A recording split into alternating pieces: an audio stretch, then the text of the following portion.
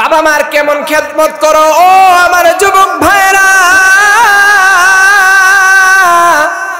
আমার জানা নাই, কিন্তু বুখারী শরীফ থেকে বাবা মার কেমন খেদমত করতে হয় এর একটা ঘটনার কিছু অংশ আপনাদেরকে বলবো, যদি আপনারা শুনতে চান। বুখারী শরীফের মধ্যে নবী আলাইহিস সালাতু ওয়াস সালাম ইরশাদ করেন, তিনজন ব্যক্তি ঘর থেকে সফরের উদ্দেশ্যে তিনজন ব্যক্তি ঘর থেকে বের হলো। রাস্তায় প্রচন্ড বৃষ্টি, প্রচন্ড বৃষ্টির কারণে তারা একটা গুহায় গিয়ে তারা আশ্রয় নিল। এক পাহাড়ের গুহায় গিয়ে তারা আশ্রয় নেয়, অথবা রাতের বেলায় তারা কোথায় থাকবে, একটা পাহাড়ের গুহায় গিয়ে তারা আশ্রয় নিল। ওই গুহায় আশ্রয় নেওয়ার সাথে সাথে গুহার উপরে বিরাট আকৃতির একটা পাথর খণ্ড, ওই পাথর খণ্ডটা এসে ওই গুহার মুখটাকে মেরে দেয়। তিনজন ব্যক্তি গুহার ভিতরে, বিরাট আকৃতির পাথর, ওই তিনজন ব্যক্তির পক্ষে পাথরটাকে সরানো সম্ভব নয়। আগের জমানায় তো কোনো মোবাইল ছিল না, আগের জমানায় কোনো ফেসবুক ছিল না, আগের জমানায় কোনো ইমো ছিল না, কোনো হোয়াটসঅ্যাপ ছিল না। গুহার ভিতর থেকে ফোন দিবে আর বলবে ফায়ার সার্ভিস পাঠায় দেন, পাথরটা সরাই দিবে। হাজার হাজার বছর আগে এই ধরনের কিছু ছিল? কিছুই ছিল না। ওই তিনজন ব্যক্তি বলল, তোমরা প্রত্যেকে নিজের নেক আমলের মাধ্যমে আল্লাহ পাকের কাছে প্রার্থনা করো, যদি ওই প্রার্থনার বদৌলতে আল্লাহ পাক এই পাথর খণ্ডটা সরিয়ে দেন। তখন তাদের মধ্যে থেকে একজন ব্যক্তি বললেন, আয় আল্লাহ, আমার বাবা মা ছিলেন বয়োবৃদ্ধ, তারা ছিলেন বয়স্ক, আমার স্ত্রী ছিল, আমার সন্তান ছিল, আমি চারণভূমিতে পশু চড়াতাম, জঙ্গলে আমি কাজ করতাম। প্রতিদিন যখন আমি আসতাম, আমি এসে পশুর দুধ দহন করে আমার বাবা মাকে আমি দুধ পান করাতাম। আমার ছোট ছোট সন্তান, নাবালেগ সন্তান, তাদেরকে আগে দুধ পান করাতাম না, বরং আমার বৃদ্ধ বাবা মাকে আমি দুধ পান করাতাম। শুনতেছেন তো আমার ঘটনা? শুনতেছেন? মনোযোগ আছে তো? একদিন আমার চারণভূমি থেকে ফিরতে দেরি হয়ে গেল। আমি এসে দেখলাম আমার বৃদ্ধ বাবা মা তারা ঘুমে আচ্ছন্ন, তারা ঘুমিয়ে গেছে। আমি অন্য অন্য দিনের ন্যায় পশুর দুধ দহন করে আমার বাবা মার মাথার সামনে আমি পাত্র নিয়ে এভাবে দাঁড়িয়ে রইলাম, দুধের পাত্র।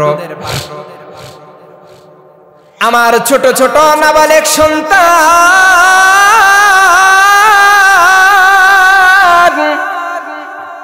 আমার নাবালেগ সন্তানেরা ক্ষুধার কারণে আমার পায়ের পাশে তারা চিৎকার করতেছে। ও আমার শাসন পাড়া এলাকার বাবা মারা, আপনারা একটু ওই বিষয়টা কল্পনা করেন। পৃথিবীর কোন বাবা মা এটা সহ্য করতে পারে না। আমি দুই সন্তানের বাবা হয়ে বলি, আমি কোনোদিন এটা সহ্য করতে পারবো না।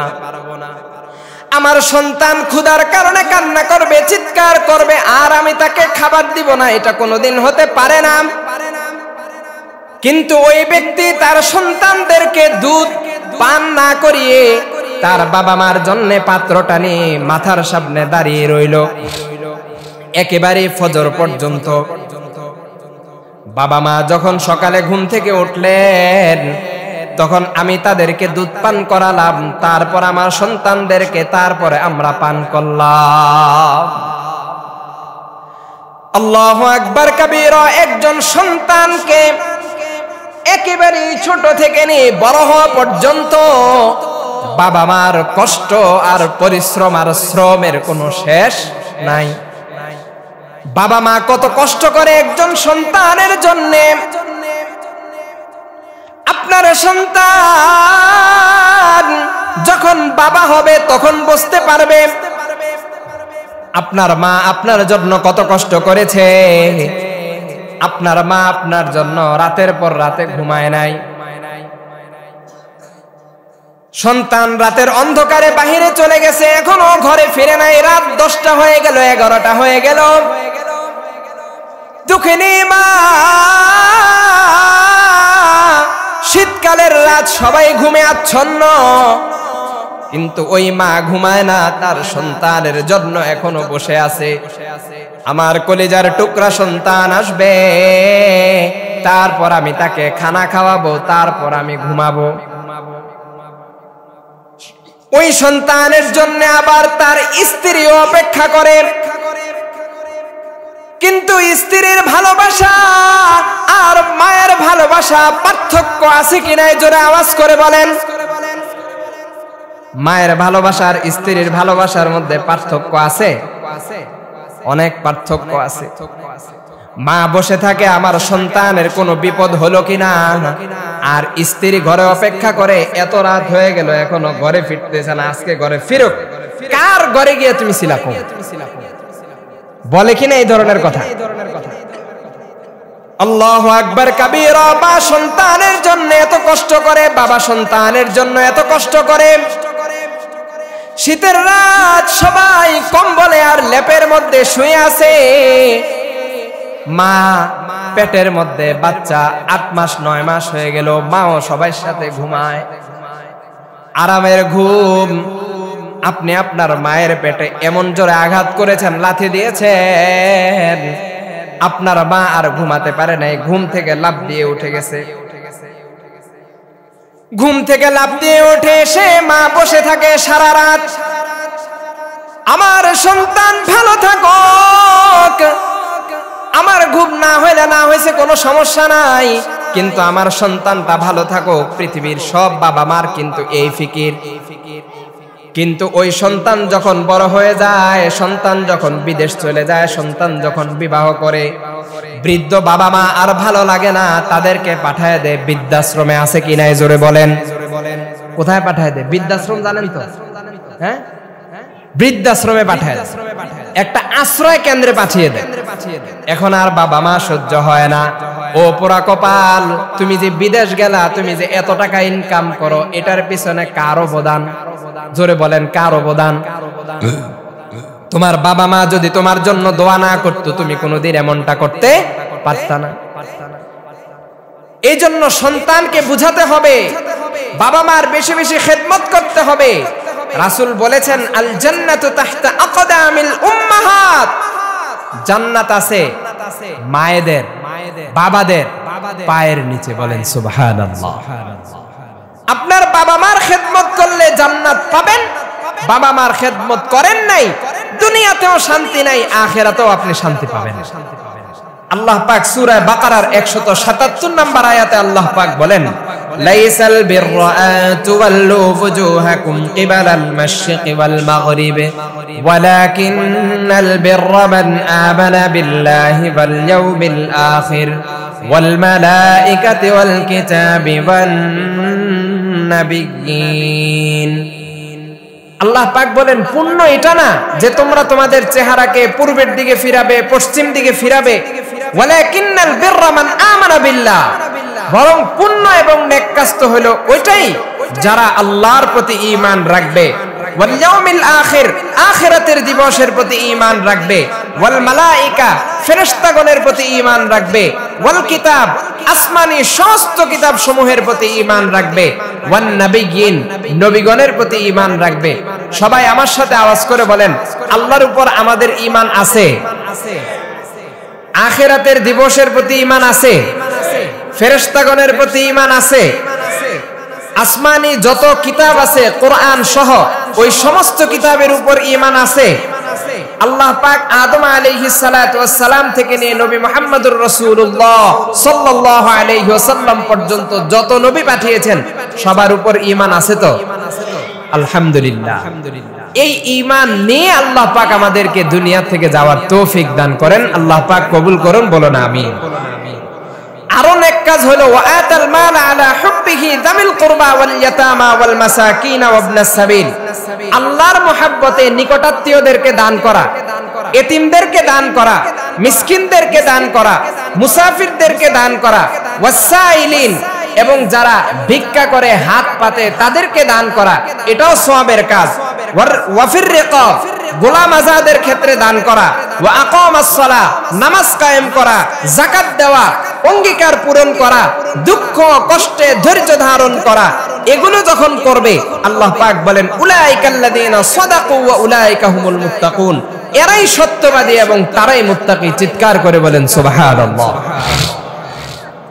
এইজন্য মুআজ্জাজ মুহতারাম, এক মুমিন আরেক মুমিনের সাহায্য সহযোগিতা করবে।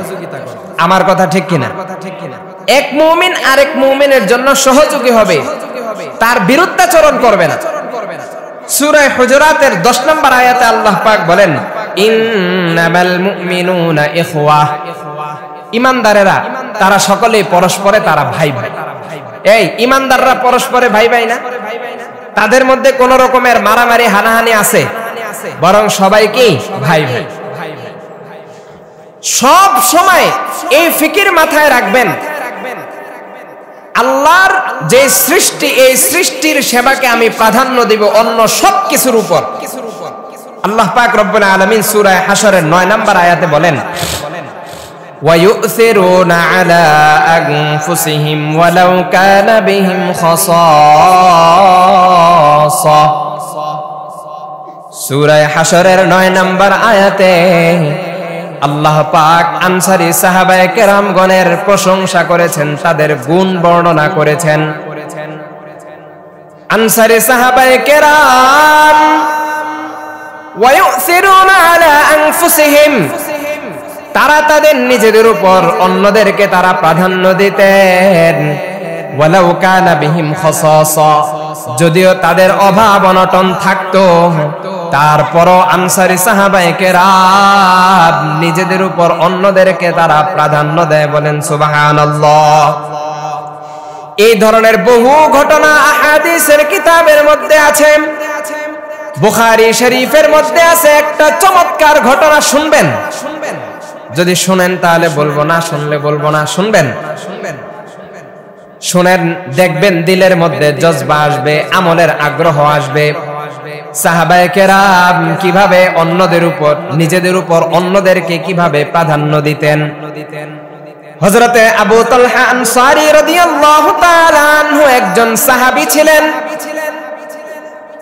একদা নবী আলাইহিস সালাতু ওয়াস সালামের নিকট একজন ব্যক্তি এসে বললেন, ইয়া রাসূলুল্লাহ, আমার খাবার খাওয়ার মতো কোনো কিছু নাই,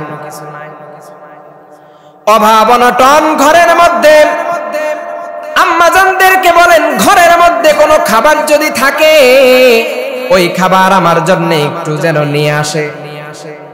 দুই জাহানের সরদার, কিন্তু তার ঘরের মধ্যে কোনো খাবার নাই। আম্মাজানদেরকে খবর পাঠালেন, আম্মাজানরা বললেন ঘরে কোনো খাবার নাই। নবী আলাইহিস সালাতু ওয়াস সালাম ওই ব্যক্তিকে নিয়ে বললেন, এই তোমাদের মধ্যে এমন কে আছে যে আজ রাতে এই মেহমানের দায়িত্ব নিবে, আজ রাতে এই মেহমানকে খাবার খাওয়াবে, তার থাকার ব্যবস্থা করবে? তোমাদের মধ্যে এমন কে আছে? হযরতে আবু তালহা আনসারী রাদিয়াল্লাহু তাআলা আনহু তিনি বললেন, ইয়া রাসূলুল্লাহ, আজ রাতে আপনার এই মেহমানের সেবা আমি করব, তার মেহমানদারি করব। ওই মেহমানকে আবু তালহা আনসারী রাদিয়াল্লাহু তাআলা আনহু সাথে তিনি ঘরে নিয়ে গেলেন। ঘরে নিয়ে তার স্ত্রীকে বললেন, এই শোনো, এটা মেহমানানে রাসূল, নবী আলাইহিস সালাতু ওয়াস সালাম আল্লাহর রাসূল এই মেহমান পাঠিয়েছেন, খবরদার তার খাতির যত্নে যেন কোনো কমতি না হয়।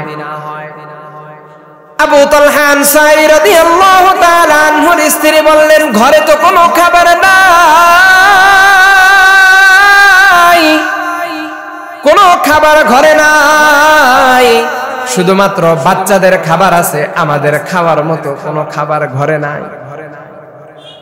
আবু তালহা আনসারী রাদিয়াল্লাহু তাআলা আনহু বললেন, বাচ্চাদেরকে কোন রকম তাদেরকে বুঝিয়ে, তাদেরকে ফুসলিয়ে, তাদেরকে ঘুম পাড়িয়ে দাও। আর মেহমান যখন খাবার খেতে বসবে তখন ঘরের বাতি বন্ধ করে দিবে, যাতে করে আমরা যে খাবার খাচ্ছি না এটা যেন মেহমান না বুঝে। কারণ ঘরের বাতি থাকলে তো মেহমান বলবে আমাদের সাথে একটু খান, এই কথা বলে কিনা বলেন? মেজবানকে মেহমান বলে না আমাদের সাথে একটু খান? আবু তালহা আনসারী রাদিয়াল্লাহু তাআলা আনহুর স্ত্রী এমনটাই করলেন। মেহমান যখন খাবার খেতে বসে গেলেন, আবু তালহা আনসারী রাদিয়াল্লাহু তাআলা আনহুর স্ত্রী বাতি নিভিয়ে দিলেন, বাচ্চাদেরকে কোন রকম বুঝিয়ে তিনি শুইয়ে দিলেন। আবু তালহা আনসারী রাদিয়াল্লাহু তাআলা আনহু এবং তার স্ত্রীর এই আচরণ দেখে, তাদের এই অবস্থা দেখে আল্লাহ পাক তিনিও অবাক হয়ে গেছেন। সুবহানাল্লাহ। সকালবেলা যখন নবী আলাইহিস সালাতু ওয়াস সালামের খেদমতে এরা গেল, যাওয়ার পর নবী আলাইহিস সালাতু ওয়াস সালাম বলেন, ওই পুরুষ এবং নারীর অবস্থা দেখে আল্লাহ পাক বড় আশ্চর্য হয়েছেন। আল্লাহ পাক তাদের জন্য কোরআনে আয়াত নাজিল করে দিয়েছেন, ওয়ায়ুসিরুনা আলা আনফুসিহিম ওয়ালাউ কানা বিহিম খাসাসা। এই জন্য এতিম যদি কখনো দেখেন, এতিম দেখলে এতিমকে আদর করেন। এতিমকে আদর করেননি? এতিম যদি দেখেন, এতিমকে কখনো মারবেন না, কখনো ধাক্কা দিয়ে তাকে সরায় দিবেন না। মিসকিন দেখলে কখনো সরায় দিবেন না, আপনার সামর্থ্য অনুযায়ী তাকে একটু সাহায্য করবেন। সূরা মুদ্দাসসিরের 42 নং আয়াত থেকে আল্লাহ পাক বলেন, মা সালাকাকুম ফি সাকার। কোন জিনিস তোমাদেরকে জাহান্নামের আগুনে তোমাদেরকে প্রবেশ করালো বলো? ক্বালু লাম নাকু মিনাল মুসাল্লিন। ওই জাহান্নামীরা বলবে আমরা তো নামাজ পড়তাম না। ওয়ালাম নাকু নুতইমুল মিসকিন, আমরা মিসকিনদেরকে খাবার খাওয়াইতাম না। এই জন্য মিসকিন দেখলে ধাক্কা দিবেন নাকি সামর্থ্য অনুযায়ী কিছু দান করবেন? জোরে বলেন। সামর্থ্য অনুযায়ী কিছু দান করবেন। দান করলে খুশি হবে কে? আরো জোরে কে? আরো জোরে কে? আল্লাহ খুশি হবেন। আল্লাহকে যদি পেতে হয় তাহলে তাদেরকে সাহায্য সহযোগিতা করতে হবে। আমার ভাইরা, আমার বন্ধুরা, নবী আলাইহিস সালাতু ওয়াস সালাম হাদিসে পাকের মধ্যে বলেছেন, মুসলিম শরীফের মধ্যে এসেছে, সৃষ্টির সেবা যদি করেন আল্লাহ পাক আপনাকে পুরস্কার দান করবেন। বলেন সুবহানাল্লাহ। রাসূল বলেন, আল মুসলিমু আখুল মুসলিম, এক মুসলিম আরেক মুসলিমের ভাই। লা ইয়াজলিমুহু ওয়া লা ইউসলিমুহু, এক মুসলিম আরেক মুসলিমের উপর জুলুম করতে পারে না, তাকে সাহায্য সহযোগিতা ছাড়া তাকে রেখে দিতে পারে না। ও শাসন পাড়া এলাকার ভাইরা আমার, বাজার ঘাটে ঘোরাঘুরি করতেছেন, দেখেন নবী আলাইহিস সালাতু ওয়াস সালাম কি বলে। ভালো করে কানটা খুলে আমার কথা শুনেন। মান কানা ফি হাজাতি আখিহি কানা আল্লাহু ফি হাজাতিহি। নবী আলাইহিস সালাতু ওয়াস সালাম বলেন, যে ব্যক্তি তার কোন ভাইয়ের প্রয়োজন পূর্ণ করলো আল্লাহ পাক তার প্রয়োজন পূর্ণ করবে। বলেন সুবহানাল্লাহ। ওয়া মান ফাররাজা আন মুসলিমিন কুরবাতান, রাসূল বলেন যে কোন মুসলিম থেকে কোন পেরেশানিকে দূর করে দিবে, ফাররাজাল্লাহু আনহু বিহা কুরবাতাম মিন কুরাবি ইয়াউমিল কিয়ামা। আল্লাহ পাক রব্বুল আলামিন কিয়ামতের দিন তার যত পেরেশানি আছে ওই পেরেশানি সমূহের মধ্য থেকে কোন একটা পেরেশানি দূর করে দিবেন। ওয়া মান সাতারা মুসলিমান সাতারাহুল্লাহু ইয়াউমাল কিয়ামা। ও শাসন পাড়া এলাকার যুবক ভাইরা, ও শাসন পাড়া এলাকার মুরব্বিয়ানে কেরাম, আরেকটা কথা ভালোভাবে শুনেন। রাসূল বলে গেছেন, ওয়া মান সাতারা মুসলিমান সাতারাহুল্লাহু ইয়াউমাল কিয়ামা। যে কোন মুসলিমের দোষ গোপন করবে কিয়ামতের দিন আল্লাহ পাক তার দোষ গোপন করবে। মুসলমানদের দোষ গোপন হয়? বলেন তো, দোষ গোপন করিনি আমরা? কেমনে দোষ গোপন হয়? গ্রাম নাই, ঢাকা নাই, যত চায়ের দোকান আছে এক একটা চায়ের দোকান এক একটা গবেষণার আড্ডাখানা, ঠিক কিনা বলেন? চায়ের দোকানে যত রকমের মানুষের দুশ্চর্চা, গীবত, শেকায়েত চলতেই থাকে, চলতেই থাকে। আমার কথাটা সত্য না মিথ্যা জোরে বলেন তো? কে কার ঘরে কি করলো, কার সাথে কি হলো, কোন ঘরে স্বামী স্ত্রী ঝগড়া করলো, এগুলো ঘরের লোকরা না জানলেও চাষটলের লোকেরা ঠিকই জানে। এই যে আরেকজন মুসলমানের দোষ আপনি প্রকাশ করছেন, আল্লাহ হেফাজত করুন, কিয়ামতের দিন আল্লাহ আপনার দোষ প্রকাশ করবে। আর আপনি যদি আরেকজনের দোষ গোপন রাখেন, আপনার দোষ গোপন রাখবে কে? জোরে আওয়াজ করে বলেন, আরো জোরে বলেন কে? এজন্য মুসলমানদের দোষ ত্রুটি আমাদের কি রাখতে হবে? গোপন রাখতে হবে। মুআজ্জাজ মুহতারাম ভাই ও দোস্ত আর বুজুর্গ, সৃষ্টির সেবা এটা বড় ফজিলতের জিনিস, বড় গুরুত্বপূর্ণ জিনিস। আল্লাহর সৃষ্টি যারা আছে তাদের উপর রহম করতে হবে, দয়া করতে হবে। নবী আলাইহিস সালাতু ওয়াস সালাম ইরশাদ করেন, তিরমিজি শরীফের মধ্যে এসেছে, আর রাহিমুনা ইয়ারহামুহুমুর রহমান ইরহামু মান ফিল আরদি ইয়ারহামুকুম মান ফিস সামা। আর রাহিমুনা ইয়ারহামুহুমুর রহমান,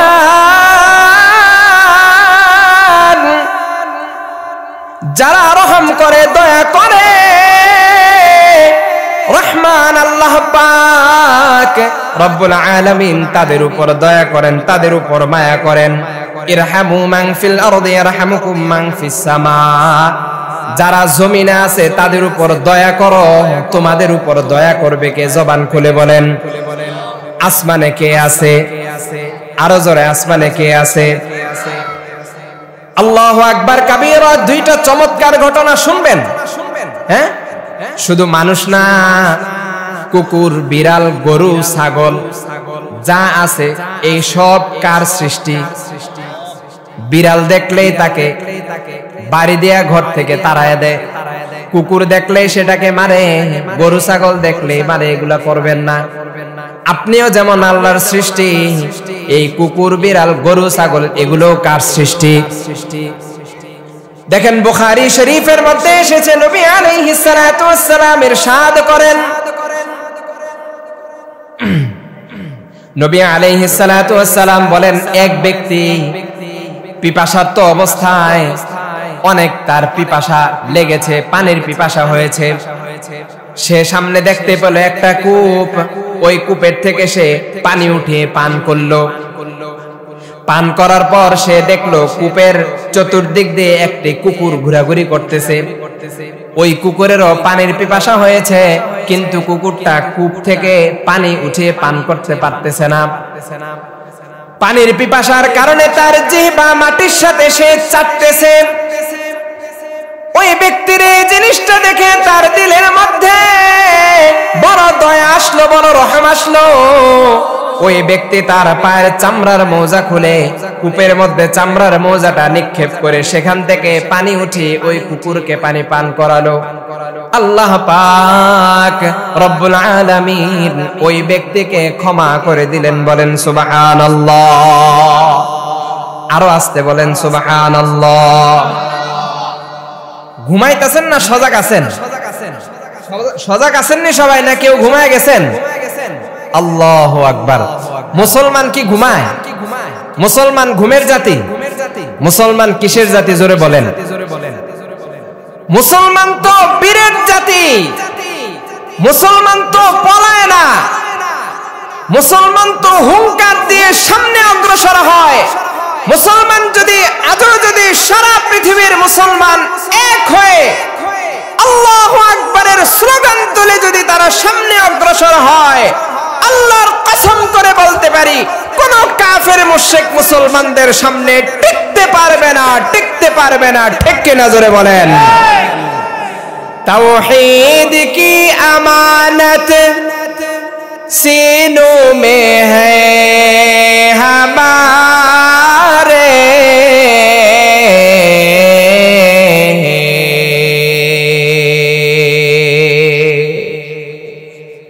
आसा नहीं मिटाना नामो निशान हमारा। মুসলমানদের বিরুদ্ধে ষড়যন্ত্র হয় কিনা জোরে বলেন? হয়। মুসলমানদের বিরুদ্ধে কত ষড়যন্ত্র হয়। ষড়যন্ত্র দেশেও হয় বিদেশেও হয়, ঠিক কিনা বলেন? দেশেও যেমন ষড়যন্ত্র হয় বিদেশেও কিন্তু ষড়যন্ত্র হয়। বিদেশের কিছু লোক এই জিনিস মনে করে বাংলাদেশে মুসলমান থাকতে দেওয়া যাবে না। আমার দেশের কিছু মুসলমান মনে করে এই দেশে মুসলমান থাকতে পারবে না। যতই তোমরা চেষ্টা করো এই মাহফিলের লোকগুলোকে দেখো, আগামীর বাংলাদেশ ইসলামের বাংলাদেশ হবে, ঠিক কিনা জোরে বলেন? আগামীর বাংলাদেশ কোরআন হাদিসের বাংলাদেশ হবে। কোন তন্ত্র মন্ত্র বাংলাদেশে চলতে দেওয়া যাবে না, যাবে না, যাবে না। মুআজ্জাজ মুহতারাম ভাই ও দোস্ত আর বুজুর্গ, মুসলমানদের উচিত মুসলমানেরা সংঘবদ্ধভাবে তারা থাকবে। থাকবে কিনা জোরে বলেন? থাইকা কি করবে? শীতকালে কম্বলের নিচে লেপের নিচে ঘুমাবে? হ্যাঁ, তাহলে কি করবে? হ্যাঁ, স্লোগান দিবে, তাকবীর দিয়ে অগ্রসর হতে হবে। আল্লাহু আকবারের ধ্বনি, এটার এত পাওয়ার, এত পাওয়ার। আল্লাহু আকবার কাবীরা, গৌর গোবিন্দর রাজ প্রাসাদ পর্যন্ত ভেঙ্গে খান খান হয়ে গেছে। ও শাসন পাড়া এলাকার ভাইরা, আল্লাহু আকবার বলে সবাই দাঁড়ান, দাঁড়ায় বলেন নারায়ে তাকবীর। দাঁড়ান সবাই, দাঁড়ান, নারায়ে তাকবীর। ইসলামের আলম, দুনিয়ার মুসলিম, এক হও, এক হও।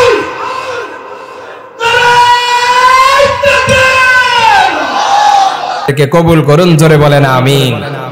আল্লাহ পাক আমাদেরকে ইসলামের জন্য কবুল করুন, বলুন আমিন। আল্লাহ পাক খাঁটি মুমিন হয়ে আমাদেরকে দুনিয়া থেকে যাওয়ার তৌফিক দান করুন, সবাই বলেন আমিন।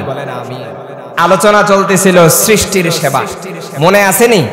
বিষয় ছাড়া যাবে না, বিষয়ে থাকতে হবে। আলোচনা চলতেছিল সৃষ্টির সেবা। নবী আলাইহিস সালাতু ওয়াস সালাম বলেন একটা গুরুত্বপূর্ণ হাদিস, শুনেন। কাউকে যদি আপনি একটু পানি পান করান, কাউকে এক টুকরা রুটি আপনি দিলেন, আল্লাহু আকবার কাবীরা, এটার কত ফজিলত দেখেন। মুস্তাদরাকে হাকিমের মধ্যে এসেছে, নবী আলাইহিস সালাতু ওয়াস সালাম বলেন, মান আতআমা আখাহু খুবজান হাত্তা ইউশবিআহু, যে তার ভাইকে এক টুকরা রুটি তাকে খাওয়ালো, একেবারে সে পরিতৃপ্তির সাথে ওই রুটিটা খেতে পারল। ওয়া সাকাহু মাআন, তাকে একটু পানি পান করালো, হাত্তা ইয়ারবিয়াহু, তার তৃষ্ণা নিবারণ হয়ে গেল। বা'দাহু আল্লাহু আনিন নারি সাবআ খানাদিকা, আল্লাহ পাক রব্বুল আলামিন ওই ব্যক্তিকে জাহান্নামের আগুন থেকে 7 খন্দক সমপরিমাণ দূরে সরিয়ে দিবেন। আর বু'দু মা বাইনা খান্দাকাইনি মাসিরাতু 500 সানা, আর 2 খন্দকের মাঝে ব্যবধান হলো প্রায় 500 বছর। সুবহানাল্লাহ, 2 খন্দকের মাঝে ব্যবধান 500 বছর। আল্লাহ পাক 7 খন্দক দূরে জাহান্নামের আগুন আমাদের থেকে সরিয়ে দিবেন। সুবহানাল্লাহ। এই জন্য গরমকালে যদি কেউ আয়সা, মুসাফির মানুষ, রোদরে কৃষক মানুষ, রোদে একবারে তার এমন পিপাসা হয়েছে, আপনাকে এসে বলল ভাই এক গ্লাস পানি পান কর, আপনি তাকে বলবেন ধর্মীয় পানি, আপনার ঘরে পানি নাই, এই কথা আমরা বলবো? এক গ্লাস পানি পান করালে কি খুব ক্ষতি হয়ে যায়? এক গ্লাস পানি পান করাবেন, এই বিনিময়ে আল্লাহ পাক আপনাকে জান্নাত দিয়ে দিবেন। কারা কারা জান্নাতে যেতে চান? 2 হাত উঠান। আয় আল্লাহ, আমাদের এই হাতগুলোকে তুমি কবুল করে নাও, বলেন আমিন। এটা জান্নাতে যেতে হলে তো কিছু আমল করতে হবে, আমল ছাড়া তো জান্নাতে যাওয়া যায় না। মুআজ্জাজ মুহতারাম ভাই ও দোস্ত আর বুজুর্গ, সৃষ্টির সেবা যেমন আছে, সৃষ্টির সেবার সাথে সাথে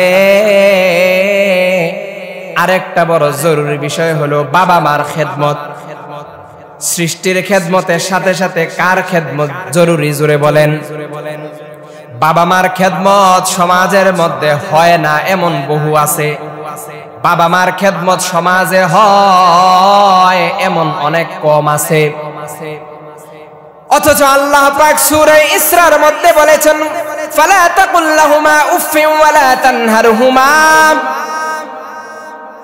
বাবা মার সাথে উফ শব্দ বলা যাবে না, তাদেরকে ধমক দেওয়াও যাবে না। ওয়া কুল লাহুমা কাওলান কারীমা, বরং তাদের সাথে সম্মানজনকভাবে কথা বলতে হবে। আয়াতের শেষে আল্লাহ পাক বলেছেন, সবাই আমার সাথে বলেন রাব্বিরহামহুমা কামা রাব্বায়ানি সগীরা। জবান খুলে বলেন রাব্বিরহামহুমা কামা রাব্বায়ানি সগীরা। বাবা মার কেমন খেদমত করো ও আমার যুবক ভাইরা, আমার জানা নাই, কিন্তু বুখারী শরীফ থেকে বাবা মার কেমন খেদমত করতে হয় এর একটা ঘটনার কিছু অংশ আপনাদেরকে বলবো, যদি আপনারা শুনতে চান। বুখারী শরীফের মধ্যে নবী আলাইহিস সালাতু ওয়াস সালাম ইরশাদ করেন, তিনজন ব্যক্তি ঘর থেকে সফরের উদ্দেশ্যে তিনজন ব্যক্তি ঘর থেকে বের হলো।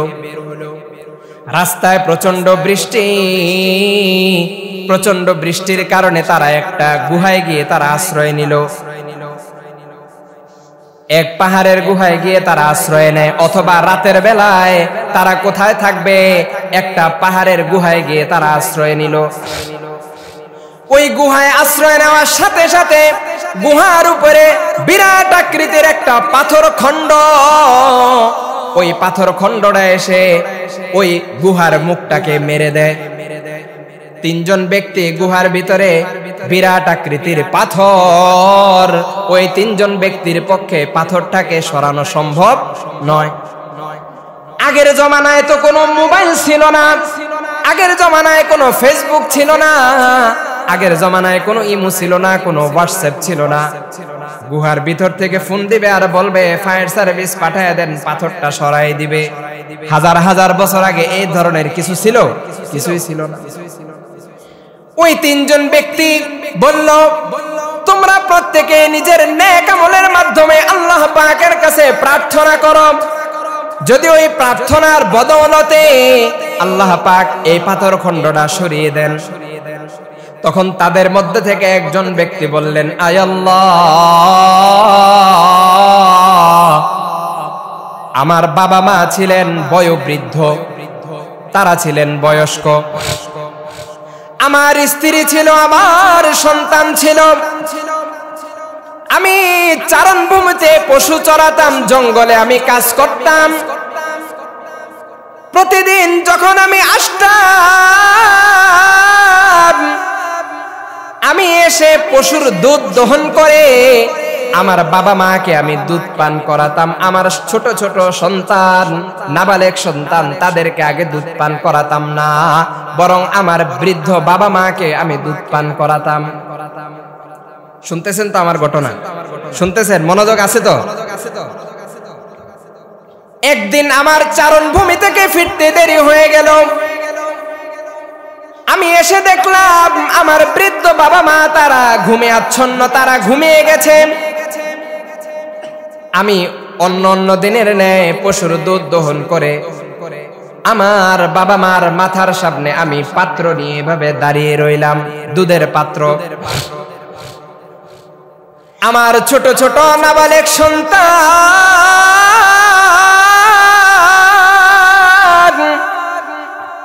আমার নাবালেগ সন্তানেরা ক্ষুধার কারণে আমার পায়ের পাশে তারা চিৎকার করতেছে। ও আমার শাসন পাড়া এলাকার বাবা মারা, আপনারা একটু ওই বিষয়টা কল্পনা করেন। পৃথিবীর কোনো বাবা মা এটা সহ্য করতে পারে না। আমি দুই সন্তানের বাবা হয়ে বলি, আমি কোনোদিন এটা সহ্য করতে পারবো না। আমার সন্তান ক্ষুধার কারণে কান্না করবে, চিৎকার করবে, আর আমি তাকে খাবার দিব না, এটা কোনোদিন হতে পারে না। কিন্তু ওই ব্যক্তি তার সন্তানদেরকে দুধ পান না করিয়ে তার বাবা মার জন্য পাত্রটা নিয়ে মাথার সামনে দাঁড়িয়ে রইল একেবারে ফজর পর্যন্ত।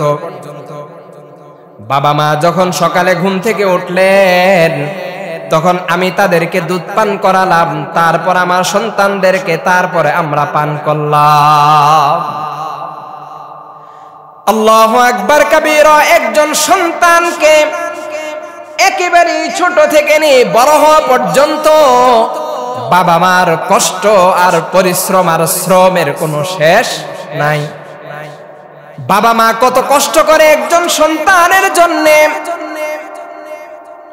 আপনার সন্তান যখন বাবা হবে তখন বুঝতে পারবে আপনার মা আপনার জন্য কত কষ্ট করেছে।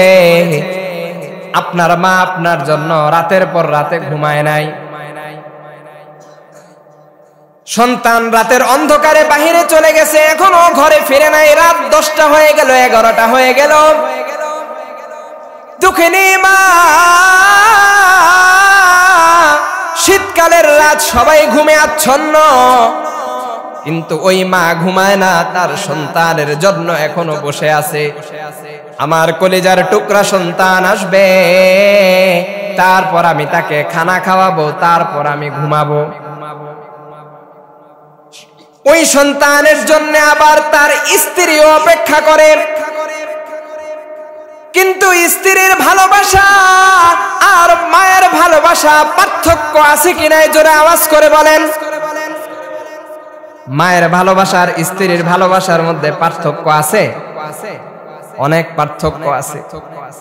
মা বসে থাকে আমার সন্তানের কোনো বিপদ হলো কিনা, আর স্ত্রী ঘরে অপেক্ষা করে এত রাত হয়ে গেল এখনো ঘরে ফিরতেছে না, আজকে ঘরে ফিরুক। কার ঘরে গিয়ে তুমি ছিলা বলে কিনা এই ধরনের কথা। আল্লাহু আকবার কাবীরা। মা সন্তানের জন্য এত কষ্ট করে, বাবা সন্তানের জন্য এত কষ্ট করে। শীতের রাত সবাই কম্বলে আর লেপের মধ্যে শুয়ে আছে। মা পেটের মধ্যে বাচ্চা 8 মাস 9 মাস হয়ে গেল, মাও সবার সাথে ঘুমায়, আরামের ঘুম। আপনি আপনার মায়ের পেটে এমন জোরে আঘাত করেছেন, লাথি দিয়েছেন, আপনার মা আর ঘুমাতে পারে নাই, ঘুম থেকে লাফ দিয়ে উঠে গেছে। ঘুম থেকে লাফ দিয়ে উঠে এসে মা বসে থাকে সারা রাত। আমার সন্তান ভালো থাকুক, আমার ঘুম না হইলে না হয়েছে কোনো সমস্যা নাই, কিন্তু আমার সন্তানটা ভালো থাকুক। পৃথিবীর সব বাবা মার কিন্তু এই ফিকির। কিন্তু ওই সন্তান যখন বড় হয়ে যায়, সন্তান যখন বিদেশ চলে যায়, সন্তান যখন বিবাহ করে, বৃদ্ধ বাবা মা আর ভালো লাগে না, তাদেরকে পাঠায় দেয় বৃদ্ধাশ্রমে। আছে কি নাই জোরে বলেন। কোথায় পাঠায় দেয়? বৃদ্ধাশ্রম জানেন তো? হ্যাঁ, বৃদ্ধাশ্রমে পাঠায়, একটা আশ্রয় কেন্দ্রে পাঠিয়ে দেয়। এখন আর বাবা মা সহ্য হয় না। ও পোড়া কপাল, তুমি যে বিদেশ গেলা, তুমি যে এত টাকা ইনকাম করো, এটার পিছনে কার অবদান? জোরে বলেন, কার অবদান? তোমার বাবা মা যদি তোমার জন্য দোয়া না করতো, তুমি কোনোদিন এমনটা করতে পারতা না। এই জন্য সন্তানকে বুঝাতে হবে, বাবা মার বেশি বেশি খেদমত করতে হবে। রাসূল বলেছেন, আল জান্নাতু তাহতা আকদামিল উম্মাহাত। জান্নাত আছে মায়েদের, বাবাদের পায়ের নিচে। বলেন সুবহানাল্লাহ। আপনার বাবা মার খেদমত করলে জান্নাত পাবেন। বাবা মার খেদমত করেন নাই, দুনিয়াতেও শান্তি নাই, আখিরাতেও আপনি শান্তি পাবেন। এই জন্য বাবা মার খেদমত আমরা করব তো জোরে বলেন। বাবা মা আছে না? আপনারাই তো বাবা, আপনাদেরও বাবা মা আছে। আজ থেকে কারা কারা বাবা মার বেশি বেশি খেদমত করবেন? 2 হাত উঠান, হাত লাড়ান। আয় আল্লাহ আমাদেরকে বেশি বেশি বাবা মার খেদমত করার তৌফিক দান করেন। সবাই বলেন আমিন। মুআজ্জাজ মুহতারাম ভাই ও দোস্ত और বুজুর্গ, আলোচনা চলতেছিল সৃষ্টির সেবা সম্পর্কে। সেই ধারাবাহিকতায় কিন্তু আমি সৃষ্টির সেবার সাথে সাথে বাবা মার খেদমত, এটাও অত্যন্ত জরুরি। বাবা মার খেদমতের পাশাপাশি আমাদের জন্য জরুরি হলো এটা, বাবা মা যখন বয়স হয়ে যায়, দেখা যায় বাবা মা একটা কথা বারবার বলে না, বারবার এক কথা বলে, বারবার এক কথা বলে, সন্তান বিরক্ত, দূর নিয়ে এক কথা এতবার কোন কথা, বলে না এই কথা? ওয়ালা তাকুল্লাহুমা উফফিন ওয়ালা তানহারহুমা। আপনি যখন ছোট ছিলেন আপনার বাবা মাকেও আপনি বারবার একটা কথা বলছেন, আপনার তো স্মরণ নাই, আপনি ভুলে গেছেন। যখন ছোট ছিলেন বারবার বাবাকে বলছেন, বাবা এটা এনে দাও, বাবা এটা এনে দাও, মাকেও বারবার আপনি বলেছেন। আর এখন আপনি কেন বিরক্ত হন? এই জন্য বাবা মার খেদমত করলে কাকে পাওয়া যায়? জোরে বলেন, আরো জোরে বলেন, কাকে পাওয়া যায়? আমার ভাইয়েরা, আমার বন্ধুরা, সৃষ্টির সেবা এটা আল্লাহর সন্তুষ্টির মাধ্যম। মুসলিম শরীফের মধ্যে এসেছে একটা হাদিসে কুদসি। এই আপনাদের মধ্যে কেউ অসুস্থ হয় না? হয়। সেবা করেন তো? সেবা করেননি? সেবা করেন। অনেকে তো সেবা করে না, তাদের ব্যাপারে একটা হাদিস শোনায় দেই। নবী আলাইহিস সালাতু ওয়াস সালাম বলেন, হাদিসে কুদসির মধ্যে আল্লাহ পাক বলেছেন, ইয়া বানা আদামা মারিস্তু ফালাম তাউদিনি। কিয়ামতের দিন আল্লাহ পাক বলবেন, হে বনি আদম, আমি তো অসুস্থ হয়ে গেছিলাম, ফালাম তাউদিনি, তুমি তো আমার কোনো চিকিৎসা করো নাই। বনি আদম বলবে, এটা আপনি কেমন কথা? আপনি তো আল্লাহ, কথা বলেন। আল্লাহ আবার অসুস্থ হয় কেন? এটা অসম্ভব বিষয় না? আয় আল্লাহ, আপনি তো রব্বুল আলামিন, আপনি আবার কিভাবে অসুস্থ হন? আল্লাহ পাক রব্বুল আলামিন বলবেন, আমা আলিমতা, তুমি কি এই কথা জানো না? আন্না আবদি ফুলানান মারিজা, আমার অমুক ব্যক্তি অসুস্থ হয়েছিল, ফালাম তাউদহু, ওই ব্যক্তির চিকিৎসা তুমি করো নাই, তাকে তুমি দেখতে যাও নাই। আমা আলিমতা আন্নাকা লাউ উত্তাহু লাওয়াজাদতানি ইনদাহু, তুমি কি এই কথা জানো? তুমি যদি ওই অসুস্থ রোগীর সেবা করতা, আমি আল্লাহকে তুমি সেখানে পাইতা। জোরে বলেন সুবহানাল্লাহ। তাহলে অসুস্থ রোগীর সেবা করলে পাওয়া যায় কাকে? আরো জোরে, কাকে? আল্লাহ পাক কিয়ামতের দিন বলবেন, ইয়া বানা আদামা ইসতাতআমতুকা ফালাম তুতইমনি। হে বনি আদম,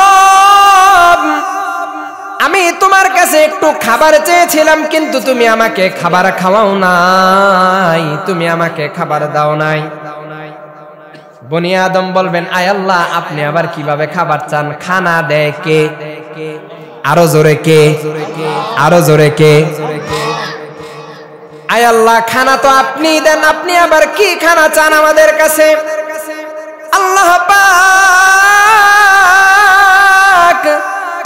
পাক রব্বুল আলামিন বলবেন, আমা আলিমতা আন্নাহু ইসতাতআমাকা আবদি ফুলানুন, তুমি কে কথা জানো?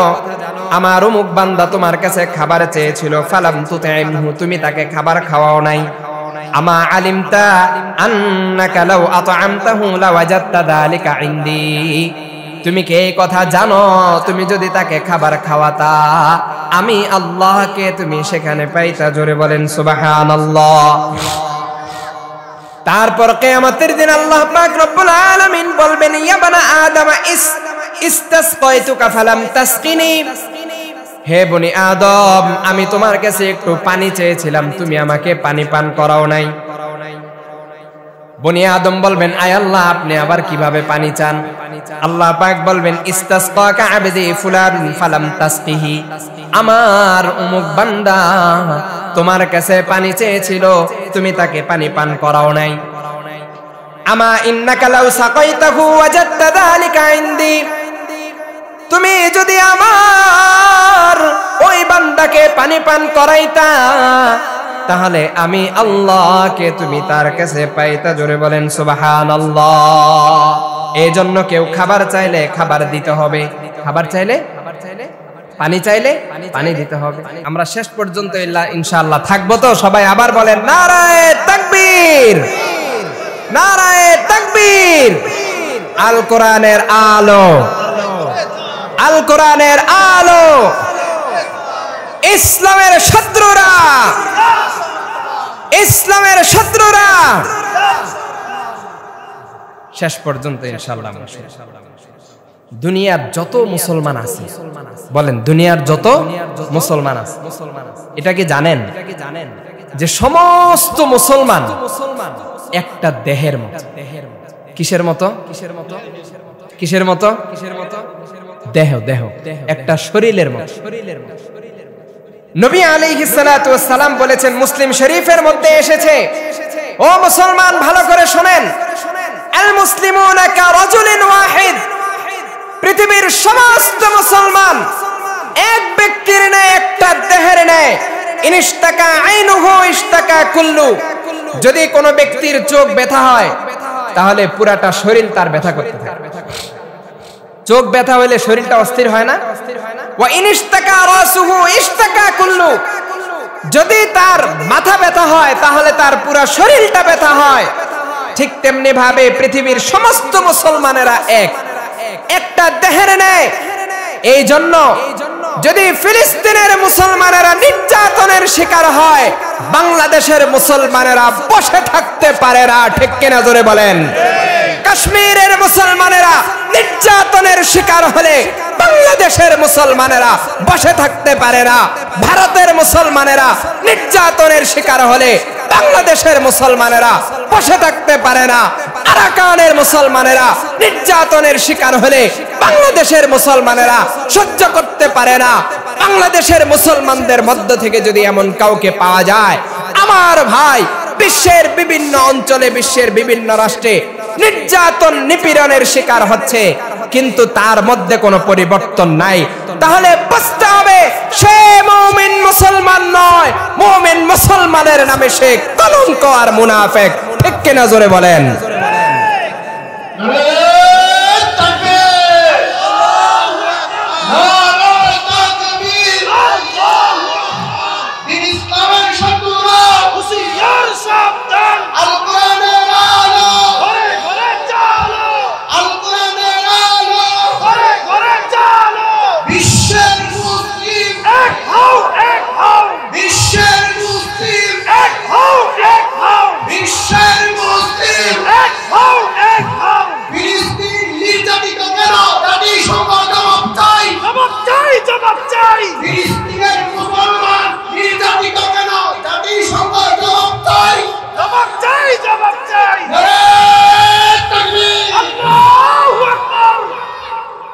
এই জন্য সারা দুনিয়ার যেখানে মুসলমানেরা নির্যাতনের শিকার হয়, বাংলাদেশের মুসলমানেরা গর্জে ওঠে কিনা জোরে বলেন?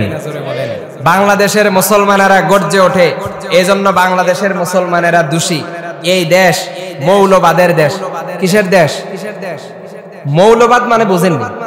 মূল, মূল কথা বুঝে আসছে? মৌলবাদ মানে মূল। বেশি তিরিং বিরিং করলে এমন খেলা মৌলবীরা দেখাবে তোমরা সহ্য করতে পারবে না। ঠিক কিনা জোরে বলেন? এই জন্য বাংলাদেশ ইসলামের দেশ, মুসলমানদের দেশ।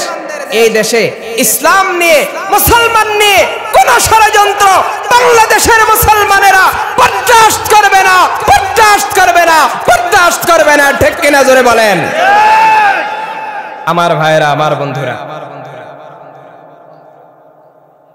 দেশ, দেশের মহাব্বত, দেশ প্রেম, এটা কিন্তু আপনার ঈমানের আলামত। এটা জানেননি? হ্যাঁ, নবী আলাইহিস সালাতু ওয়াস সালামকে কাফের মুশরিকরা ষড়যন্ত্র করে মক্কা থেকে তারা বের করে দিয়েছিল।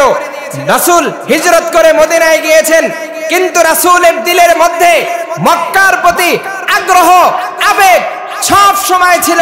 আল্লাহ পাক রব্বুল আলামিন ফাতহে মক্কা, মক্কা বিজয়ের মাধ্যমে রাসূলকে আবার তার জন্মভূমি মক্কায় ফিরিয়ে দিয়েছেন। এই জন্যই আমরা বলি, আমাদের দেশ বাংলাদেশ, বাংলাদেশ নিয়ে যদি কোনো ষড়যন্ত্র হয়, মুসলমানদের বিরুদ্ধে যদি কোনো ষড়যন্ত্র হয়, বাংলাদেশের মুসলমানেরা বসে থাকবে না, বসে থাকবে না। আর কোন দেশ যদি এটা মনে করে এই কথাগুলো বলতে হবে, না বললে এটি বলবো কি? ঠিক না?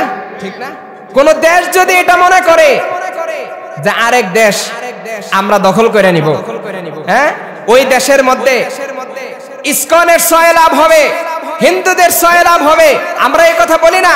হিন্দুরা বসবাস করতে পারবে না এই কথা বলি না, বৌদ্ধরা বসবাস করতে পারবে না এই কথা বলি না, খ্রিস্টানেরা বসবাস করতে পারবে না, সবাই নিজ নিজ ধর্মের পরিচয়ে বসবাস করবে। কিন্তু বাংলাদেশে থেকে প্রায় 99% মুসলমানদের বিরুদ্ধে যদি কোনো ধর্মের লোকেরা ষড়যন্ত্র করতে চায়, বাংলাদেশের মুসলমানেরা সেটা রুখে দিবে, রুখে দিবে, রুখে দিবে। কোন ষড়যন্ত্র সফল হতে দিব না। ঠিক কিনা জোরে বলেন। মুআজ্জাজ মুহতারাম ভাই ও দোস্ত আর বুজুর্গ, আসেন আমরা আমাদের মূল আলোচনার দিকে ফিরে যাই। মূল আলোচনা ছিল সৃষ্টির সেবা। সেখান থেকে আলোচনা আসলো সারা দুনিয়ার মুসলমানেরা একটা দেহের ন্যায়, একটা শরীরের ন্যায়। এই জন্য আরেকজনের বিপদ হলে সামনে এগিয়ে যেতে হবে। রাত 2টার দিকে 3টার দিকে আপনার কাছে ফোন আসছে, অমুক ভাই অসুস্থ হয়ে গেছে, আপনি বসে থাকবেন নাকি তার সেবায় আপনি দৌড়ে যাবেন? জোরে বলেন। কারণ মানুষ মানুষের জন্য, এই কথা মুখস্থ করেন, মানুষ মানুষের জন্য, মানুষের সেবায় আপনার অবশ্যই সামনে অগ্রসর হতে হবে, সামনে যেতে হবে। নবী আলাইহিস সালাতু ওয়াস সালাম হাদিসে পাকের মধ্যে বলেছেন, বুখারী শরীফের মধ্যে এসেছে, বিধবা যারা আছে সমাজের মধ্যে, বিধবা আছে না, বিধবা, বিধবারা অবহেলিত। রাসূল বলেছেন বিধবাদের খোঁজখবর নিতে হবে, মিসকিনদের খোঁজখবর নিতে হবে। নবী আলাইহিস সালাতু ওয়াস সালাম ইরশাদ করেন, আস-সাঈ আলাল আরমালাতি ওয়াল মিসকিন কাল মুজাহিদি ফি সাবিলিল্লাহ। নবী আলাইহিস সালাতু ওয়াস সালাম ইরশাদ করেন, বিধবা নারী এবং মিসকিনদের খবরগিরি যারা করবে, তাদের খোঁজ খবর যারা রাখবে, তাদের ফজিলত হলো কাল মুজাহিদি ফি সাবিলিল্লাহ, আল্লাহর রাস্তায় যারা জিহাদ করে তাদের সমপরিমাণ সওয়াব তারা পাবে। সুবহানাল্লাহ। বিধবাদের খোঁজ খবর যদি রাখেন, এতিমদের মিসকিনদের খোঁজ খবর যদি রাখেন, তাহলে অনেক সওয়াব পাবেন। নবী আলাইহিস সালাতু ওয়াস সালাম আরো বলেন, আবিল কায়িমিল লাইলা সাইমিন নাহার, যারা বিধবাদের খোঁজ খবর রাখবে, মিসকিনদের খোঁজ খবর রাখবে, যেই ব্যক্তিরা সারা রাত নামাজ পড়ে, সারা দিন রোজা রাখে, ওই ব্যক্তিদের সমপরিমাণ সওয়াব তারা পাবে। বলেন সুবহানাল্লাহ। এই জন্য সমাজের মধ্যে কোনো এতিম যেন অবহেলিত না থাকে। এতিমের কফিল যারা হবে, এতিমদের দায়িত্ব যারা নিবে, নবী আলাইহিস সালাতু ওয়াস সালাম ইরশাদ করেন, বুখারী শরীফের মধ্যে এসেছে, আনা ওয়া কাফিলুল ইয়াতীমি ফিল জান্নাতি হাকাদা। এই উঠবেন না, উঠবেন না। আনা ওয়া কাফিলুল ইয়াতীমি ফিল জান্নাতি হাকাদা, আমি এবং এতিমের কফিল জান্নাতে এভাবে থাকবে। কিভাবে থাকবে? এভাবে। কিভাবে? ওয়া ক্বালা বিইসবাইহিস সাব্বাবাতি ওয়াল বুসতা। নবী আলাইহিস সালাতু ওয়াস সালাম শাহাদাত আঙ্গুলি, তর্জনী আঙ্গুলি এবং মধ্যমা আঙ্গুলি, এই দুইটাকে একসাথে করে এভাবে দেখিয়েছেন। অর্থাৎ রাসূল এবং এতিমের জিম্মাদার যারা হবে জান্নাতে, তারা এভাবে থাকবে। বলেন সুবহানাল্লাহ।